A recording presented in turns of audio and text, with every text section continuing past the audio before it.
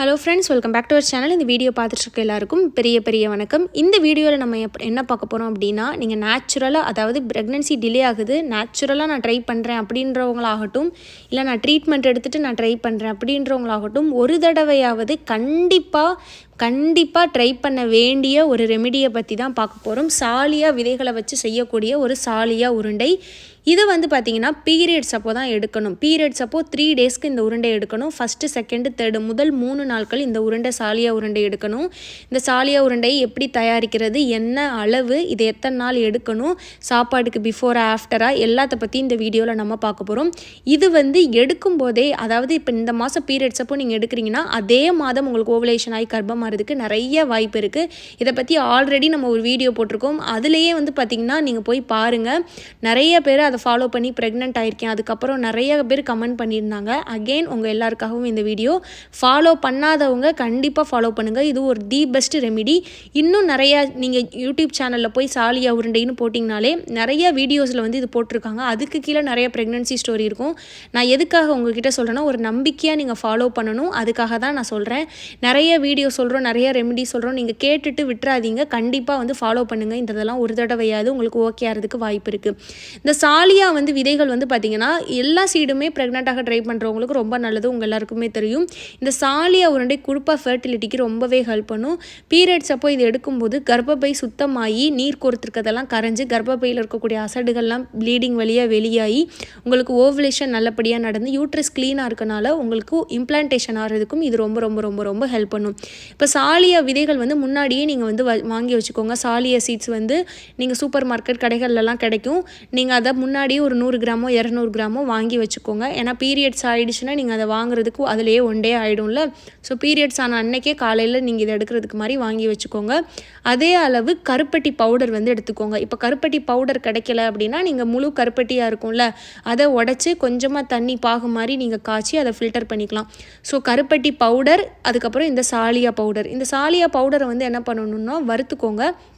சும்மா லைட்டாக ஒரு மாதிரி சீடெல்லாம் நீங்கள் வறுத்திங்கன்னா ஒரு சவுண்டு கேட்க ஆரம்பிக்கும்ல, அதோட ஸ்மெல் லைட்டாக வர ஆரம்பிக்கும். கரிச்சிடாமல் நல்லா ரோஸ்ட் பண்ணிவிட்டு பவுடர் பண்ணி வச்சுக்கோங்க. 100 கிராம் சாலியா விதை, அதே மாதிரியே 100 கிராம் கருப்பட்டி, ஒரே அளவு 2 எடுத்துக்கோங்க. கருப்பட்டி நான் சொன்ன மாதிரி பவுடராக கிடச்சிச்சின்னா பவுடராகவே சேர்த்து லைட்டாக தண்ணி தெளித்து உருண்டை பிடிச்சிக்கோங்க. அப்படி இல்லைனா பாகு மாதிரி காய்ச்சி ஃபில்ட்ரு பண்ணிக்கோங்க. ஏன்னா கருப்பட்டி பவுடர்னால் ஓகே, பட் முழு கருப்பட்டியாக இருக்குது அப்படின்னா அதில் கல் இருக்கிறதுக்கு வாய்ப்பு இருக்குது. அதனால தான்.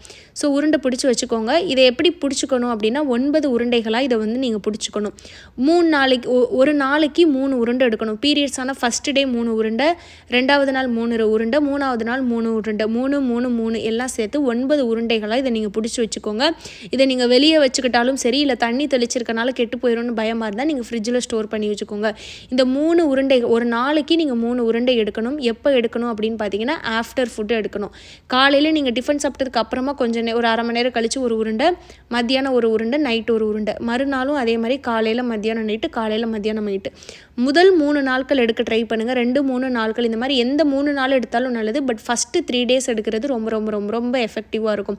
இப்போ இந்த ப்ளீடிங் நீங்கள் இதை சாப்பிட்றதுனால நிறைய ப்ளீடிங் வரும் அந்த மாதிரிலாம் பயப்படவே செய்யாதீங்க. எப்போயும் வர மாதிரி இருக்கும், பட் கண்டிப்பாக யூட்ரஸ் ஆகும். சிலருக்கு இரகுலர் பீரியட்ஸ் இருக்கவங்களுக்கு இதை எடுக்கும்போது கொஞ்சம் ப்ளீடிங் அதிகமாக இருக்கிறதுக்கு வாய்ப்பு இருக்குது.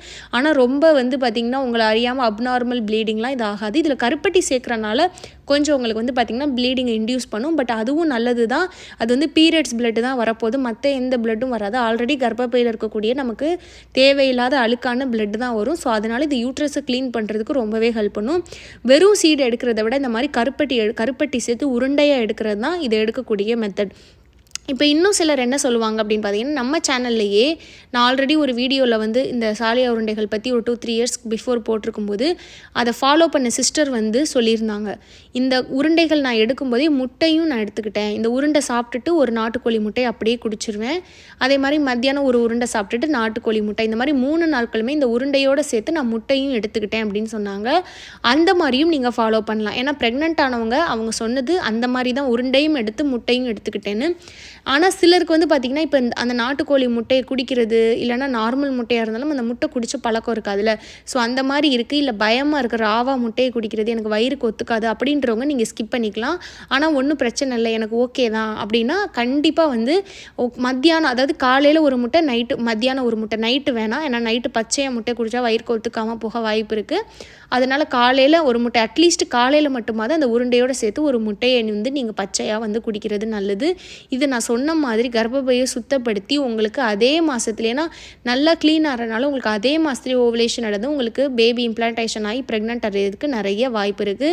கண்டிப்பாக ட்ரை பண்ண வேண்டிய ஒரு ரெமிடி. உங்களுக்கு வேறு ஏதாவது டவுட் இருக்குது இது எப்படி எடுக்கணும் அப்படின்னு சொல்லிட்டு நீங்கள் கமெண்ட்டில் கேளுங்க. எனக்கு உங்களுக்கு ஏதாவது டவுட்னா கண்டிப்பாக நான் கிளியர் பண்ணுறேன். நீங்களும் நிறைய அதை பற்றி தெரிஞ்சுட்டு நீங்கள் கண்டிப்பாக ஃபாலோ பண்ணுங்கள். அண்ட் இந்த வீடியோ பார்த்த எல்லாருக்கும் ரொம்ப நன்றி.